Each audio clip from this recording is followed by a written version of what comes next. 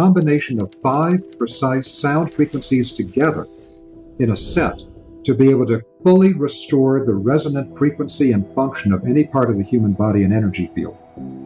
This was called the Secret of 5, and it was not released publicly for, I think, like 50 years of his work. It was just a secret of his work. This is like a very advanced level, but it's something that's also so fundamental. Everyone should be aware of this. Where this stuff was incredibly hidden before, like that incredibly advanced internal alchemy. Until 30 years ago, you couldn't even access that stuff hardly.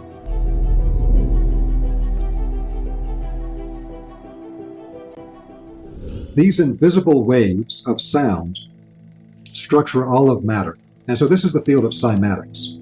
And so I've worked with people in the cymatics field now for decades.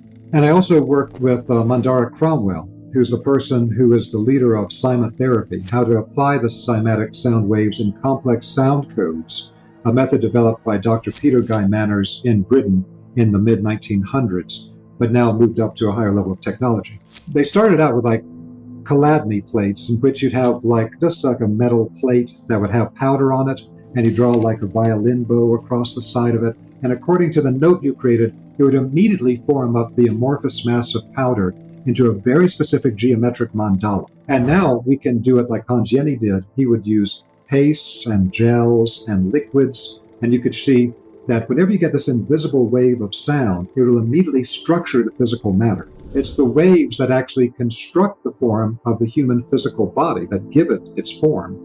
And so with the sonic waves, this can be taken very, very far, but it shows people visually, in a very immediate way, change the sound vibration in an invisible wave, and it will immediately change the physical structure of what's being impacted by the wave.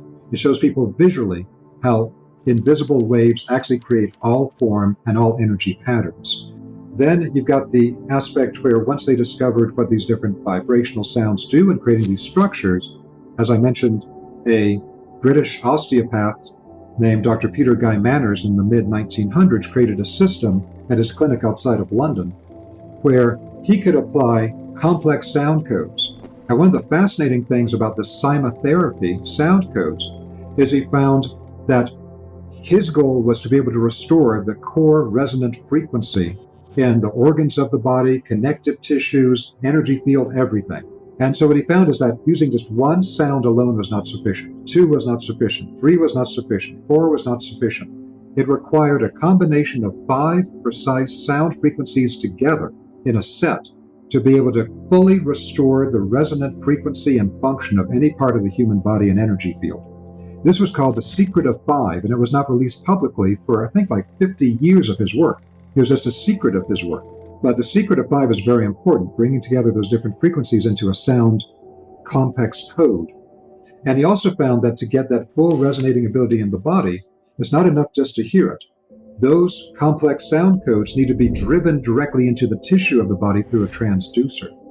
But cymatics is the perfect illustration of how invisible waves structure all physical matter and are the foundation of all life and existence. And cymatherapy is the healing application of that in extremely advanced forms. One of the great lost secrets of all spiritual development, of all personal development, is the concept of structuring the subtle bodies.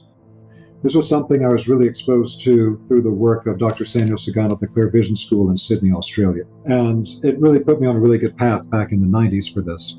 So the idea of this is that our energy bodies, our subtle energy, has a particular structure to it.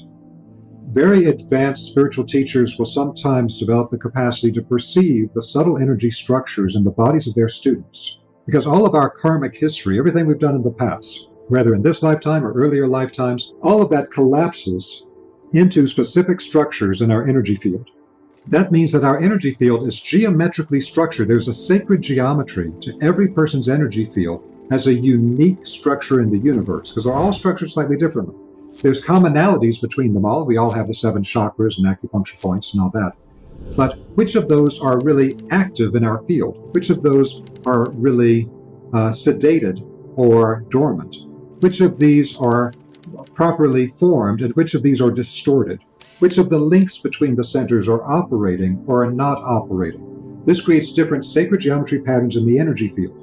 For someone who's very advanced in this as a spiritual teacher, they might even be able to see what spiritual traditions a person trained with earlier in this life or another life, because the practices you learn from any spiritual tradition invisibly structure the energy in your field. This is like a very advanced level, but it's something that's also so fundamental. Everyone should be aware of this. The only thing you take with you through the gate of death is the structure of your energy field. So that's the pearl of great price. You've structured your energy field into a particular geometric pattern through everything you've thought, everything you've felt, every action you've taken, thinking, feeling, and willing, like Steiner says. Thought, speech, and action, like the Buddhists say. So all of that creates a force. If I have a detrimental thought and I keep reinforcing it, that'll start changing a pattern in my energy body.